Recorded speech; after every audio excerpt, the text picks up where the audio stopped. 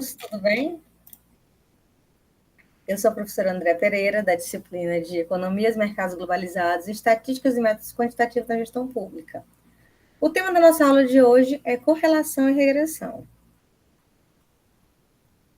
O conteúdo da nossa aula, então, vai ser compreender os conceitos de correlação entre as variáveis, aprender o que é regressão e como usá-la para prever valores, e aplicar os conceitos de correlação e regressão em exemplos práticos de gestão pública.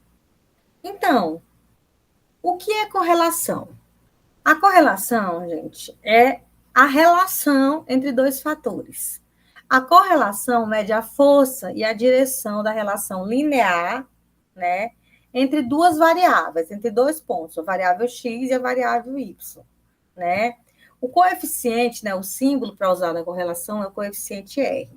Então, se R for igual a zero, significa dizer que não há uma relação linear entre as variáveis, certo?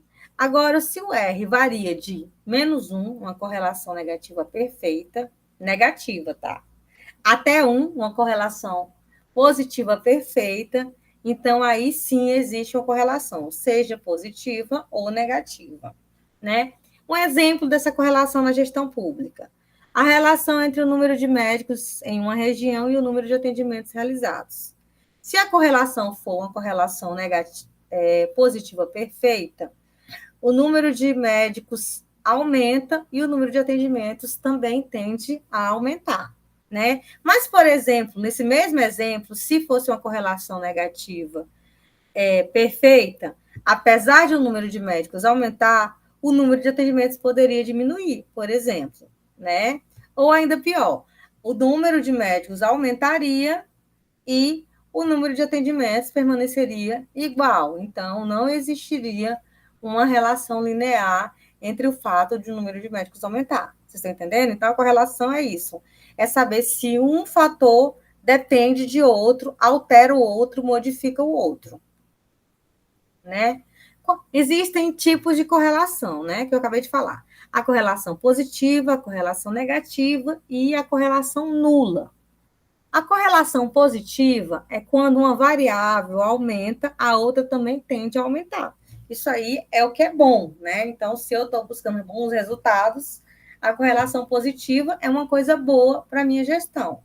Exemplo, aumento de recursos alocados para a saúde pública e aumento da qualidade de atendimento. Então, isso aí é uma coisa positiva. Eu aumentei os recursos e automaticamente a qualidade do meu atendimento aumentou. Uma correlação negativa, quando uma variável aumenta, a outra tende a diminuir, né? Aumento das filas em serviços públicos e diminuição da satisfação dos cidadãos. Por quê? Porque aumentou a fila, né? Então, aumentou o tempo de espera em um determinado serviço público e a satisfação dos cidadãos diminuiu.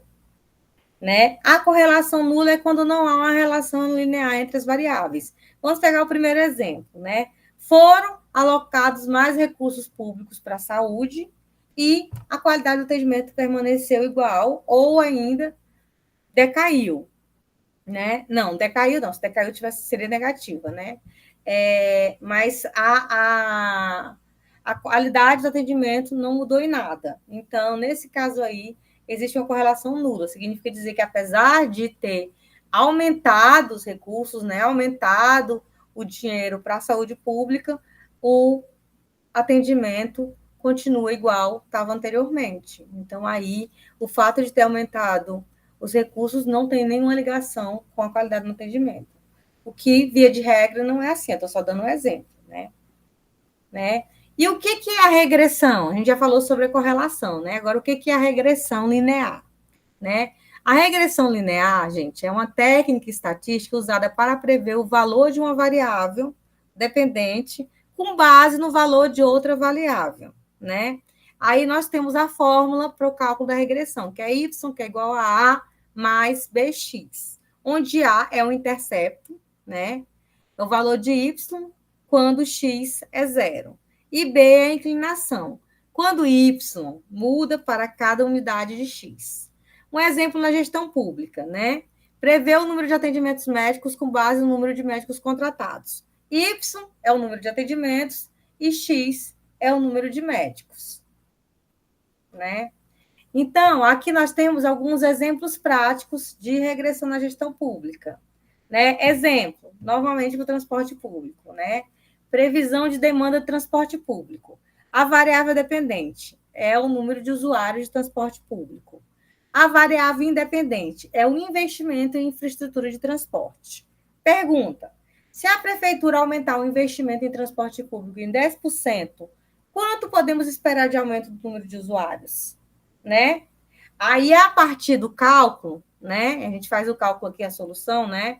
Então, Y é igual a 5.000 mais 200xy, que é igual a 5.000 mais 200xy, que é igual a 500 mais 200x. Pessoal, não se preocupem, não vai cair esses cálculos na prova. A ideia é que vocês conheçam aí a ideia de correlação e de regressão, onde eles se aplicam, mas eu não vou fazer cálculos sobre esses assuntos na prova, e também, quando a gente estiver fazendo aí a nossa revisão, eu vou apresentar para vocês quais serão os conteúdos que, de fato, irão ser cobrados nas nossas provas, né?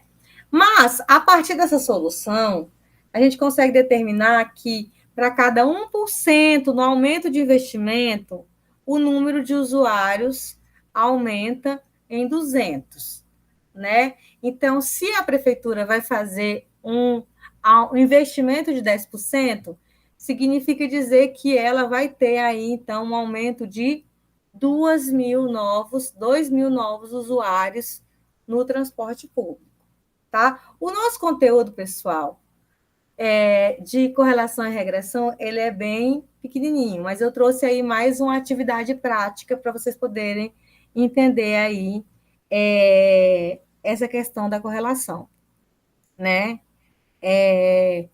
Os dados abaixo mostram o número de servidores públicos e a taxa de eficiência no atendimento em uma cidade.